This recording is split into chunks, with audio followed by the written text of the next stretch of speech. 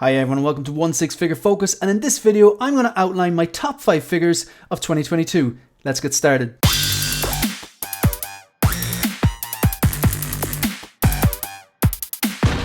Okay folks, as you heard in the intro, this video is all about my top 5 figures of 2022. So all these figures that I've not only got them or purchased them in 2022, but they were released in 2022. Now, you might have noticed that I'm doing a 12 days of Christmas playlist. Basically, for the 12 days of Christmas, starting on Christmas Day 2 days ago, I am releasing a video, a collecting video, obviously, at 3 p.m. Greenwich Mean Time, which is my time, or 10 a.m. Eastern Time, or 7 a.m. West Coast. I think I've got those times right. So every single day for 12 days of Christmas, there will be a video that will be dropping. Now, the one I did on Christmas Day was all about my top pickups. So you might be thinking, what's the difference between this video and that video?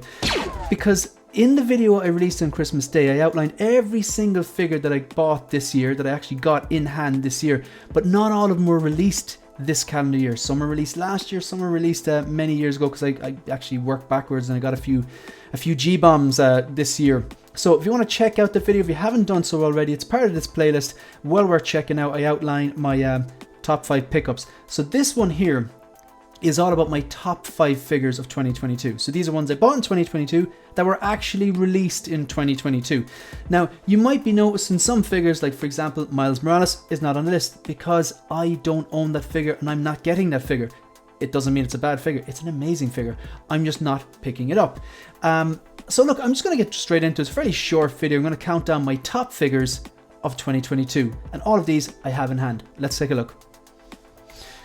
Coming in at number 5, this is actually the last figure that I got in hand. I'm still waiting for Endgame Loki that I've ordered through Lion Rock Toys, and I'm waiting on, there's another one as well. Oh yeah, the battling version Spider-Man from No Way Home. They're paid off. They're there. I'm just waiting for them to come. They just haven't shipped yet or something like that. I think they're in the process of shipping for both of them, but I haven't got them in hand yet, you see, because I only actually confirmed those, only actually ordered them like a few days ago. So this is the last figure that I've actually got in hand this year. Coming in at number 5, the MMS 331 D13, or the War Machine Mark 1 from Iron Man 2. This was one that I didn't think I was going to get, because my favorite War Machine, I can just see it here over my shoulder here, is actually the War Machine Mark 4 with the digital camo from Avengers Infinity War. I think that's the best version. It's the kind of the best version of the chunk, but also it's kind of leaner than this as well. This is the biggest one of them all, let's face it, the Mark 1. But I think that one has the best of both worlds. It's still a beefy looking figure, but I really like the design, and it's a bit more angular as opposed to this one's a bit more kind of curvy or something like that. I also think the gun is more futuristic looking. However, this is a close second, but a massive factor in making me purchase this was the fact that I have the Mark 6 from Iron Man 2, and it's my favorite Iron Man suit. So the two of these together posed up is going to look really well, and I do have a video of this War Machine review coming up in which I'm going to pose it with the Mark 6. So that's my number 5 figure of the year. Coming in at number 4, a figure that had its controversy, MMS 583, Cable from Deadpool 2. If you've been following the channel or watching any of my streams or watching me in other people's streams, I was very vocal about this. I wasn't happy with the final product. As in, let me rephrase that. I didn't think the final product was worth $270, because we were sold the figure for $270 with the premise that you could pose it with the poncho and the t-shirt and off, basically topless, to show that biomechanical virus. But let's face it, when we saw the actual product, the neck was a bit too long and it's a bit too skinny. They're the only problems I have with it. So therefore I felt, well, that was one of the looks that I wanted to display it in. Would I have displayed it in like that all the time? No, of course not. The best way to display this figure is with the t-shirt, the vest, and the poncho, because the poncho is one of the coolest accessories there is, and it's just a great figure for, you can pose with all its accessories and it doesn't look like you're trying to shoehorn all the accessories in. This is a fantastic figure, but I just thought, no, I'm kind of kicked back on this, cancelled it, kept my NRD, and then Lion Rock Toys sold me this for an absolute banger deal, and I felt that the price I paid was more than enough value for how good this figure is. So head sculpt is on point. Light up eye is great. The accessories, the handgun, the BFG, the poncho, the grenades you can put in, all the little cartridges to hang off his vest, the time travel device, the teddy bear, the knife, the grenade launcher. It comes with so much stuff and it looks great. The psionic shield, because I got the deluxe version.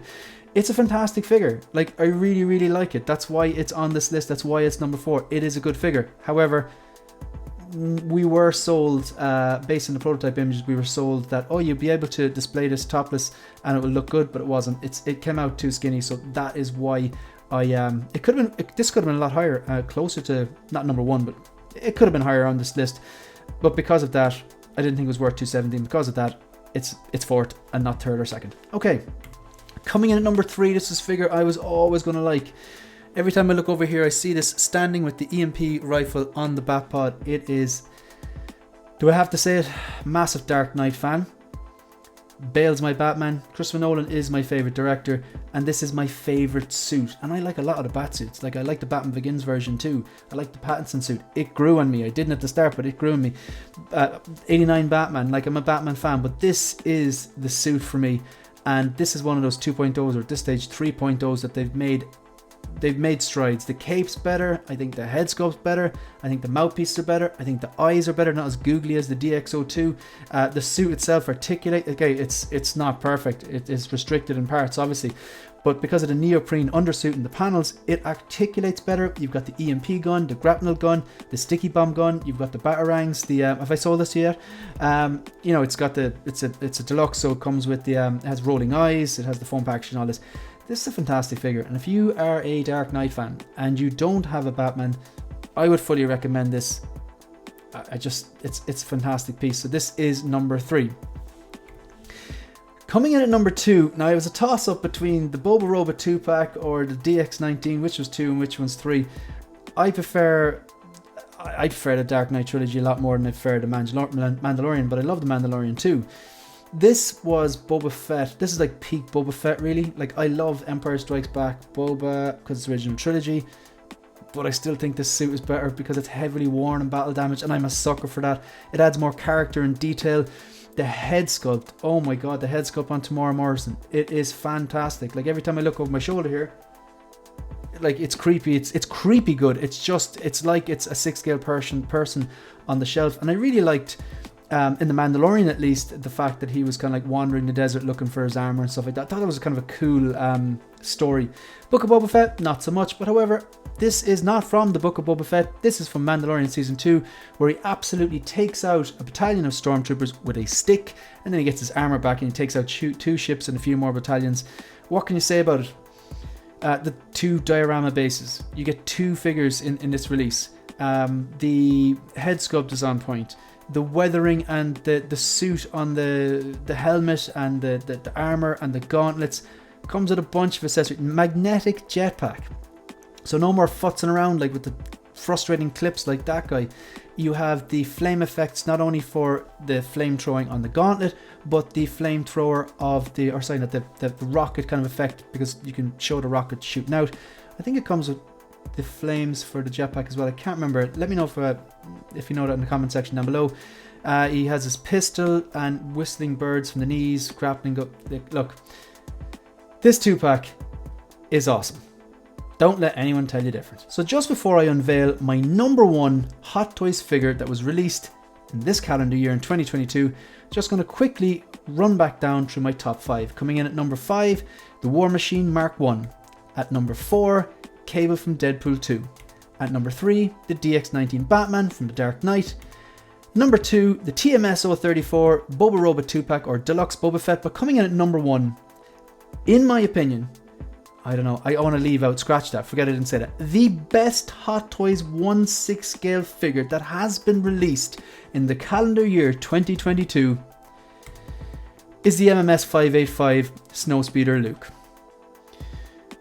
I'm going to go on a rant about this. 1 second.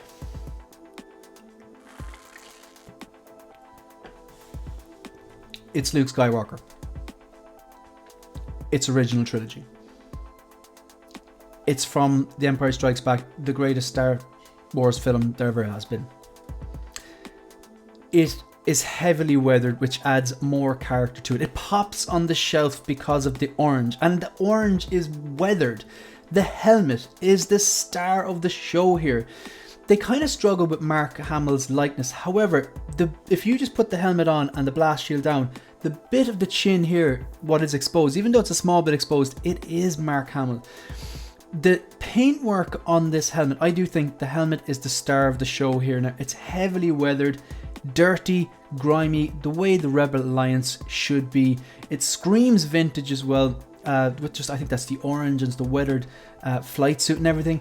I love X-Wings, and let's face it, this Snowspeeder pilot suit, it's only a stone's throw away from the X-Wing suit. They're very alike.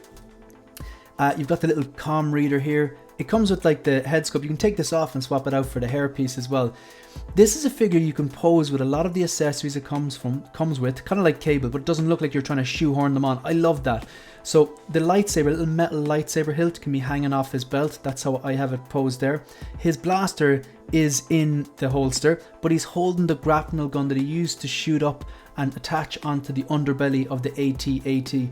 The proportions on this figure, the kind of like little hoses and like the control pack he has, and the kind of like, it's almost like a harness he's in, even down to the boots.